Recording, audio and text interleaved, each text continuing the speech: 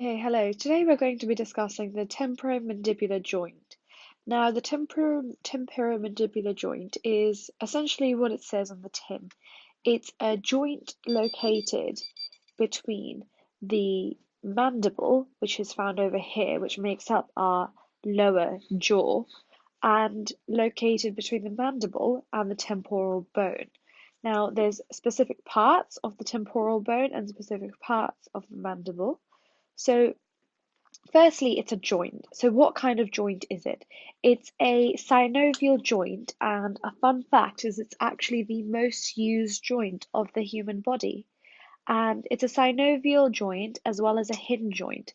So that means that we can recall some of the features of a synovial joint, and it includes the basic features, such as the synovial fluid within the synovial capsule.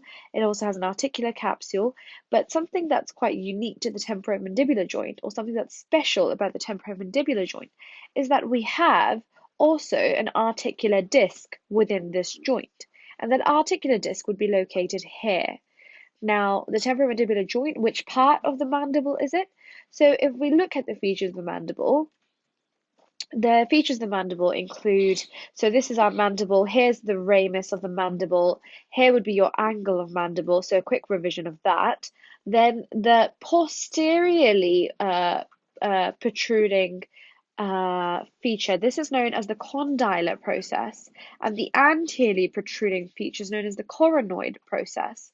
But the condylar process is the one that interacts with our temporal bone to form our temporomandibular joint.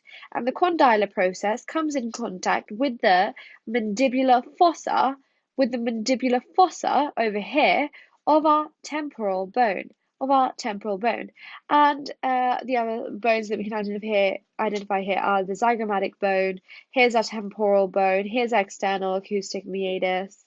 Okay, so that's it. So it's between the condylar process of the mandible and the mandibular fossa on the temporal bone.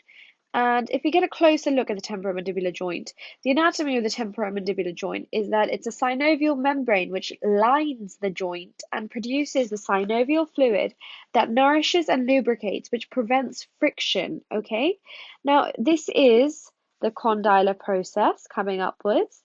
Above the condylar process, we have our mandibular fossa, but you also have something called an articular eminence further down from the mandibular fossa. So it would be over here, the articular eminence. And the point of this diagram is to show you that anteriorly, the articular disc, which is over here, the articular disc anteriorly actually does come in contact. Well, it's a flexible disc, and this articular disc is made up of flexible and elastic cartilage, which acts as a cushion between the two surfaces. And anteriorly, it kind of attaches to this diagram doesn't show it very well, but anteriorly it attaches to this muscle here, which is our lateral pterygoid muscle, which is one of the four muscles of mastication, and the lateral pterygoid muscle is the one that closes the jaw, I think. Does it close the jaw? No, it opens the jaw. Lateral pterygoid muscle is the one muscle that opens the jaw, and masseter, temporalis, and medial pterygoid were the ones that closed the jaw. Now, anteriorly we told you that the articular disc comes in contact with the lateral pterygoid muscle, and posteriorly it comes in contact with our it continues as a retrodiscal tissue. Now, another interesting thing to note is that while it's over here, this articular disc does not have innervations by nerves, and that means that it's not sensitive to pain. Posteriorly, it continues as the retrodiscal tissue. It does have nerve innervation. Now, if we go over to here let's just see.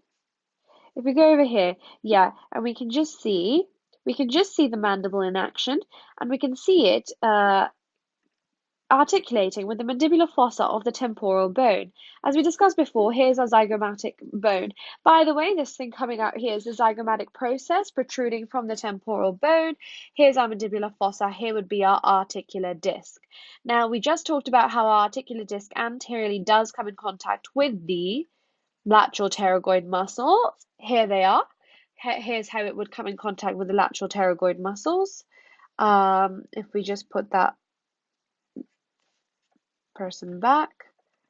And we get rid of the muscles. Okay, here's our masseter muscle, by the way. Our masseter muscle comes like that.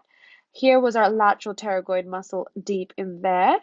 And is there anything else to mention? Yeah, there's a couple of other muscles of mastication, but I'll discuss them in a future video. The movements of the movements of this temporomandibular joint are such that we have rotational movement, which will allow the jaw to move up and down, and it will allow the jaw to move by 20 millimeters. That's only going to be called a rotational movement. However, if we want to open our jaw further, that will mean that we will have to move this disc, and it will actually move forward, and this part of the condylar process will move, so will the articular disc, and in that movement moving forward, that's known as a translation movement. Remember, this is a hinge joint and synovial. Thank you.